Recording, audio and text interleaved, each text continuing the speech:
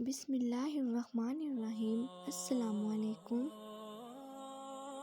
بیٹیوں کی پرورش کا اجر۔ حضرت ابو سعید خدری سے روایت ہے کہ نبی اکرم صلی اللہ علیہ وسلم نے فرمایا، جس نے 3 بیٹیوں کی پرورش کی،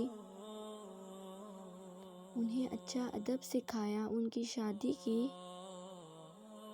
اور ان کے ساتھ اچھا سلوک کرتا رہا تو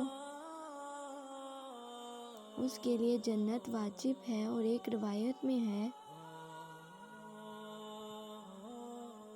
نبی کریم صلی اللہ علیہ وسلم نے ارشاد فرمایا، بہنیں یا 3 بیٹیاں یا 2 بیٹیاں یا 2 بہنیں، جس کی 3 بیٹیاں ہوں وہ ان پر صبر کرے، جو کچھ میسر ہو ان میں سے انہیں کھلائے پلائے اور پہنائے۔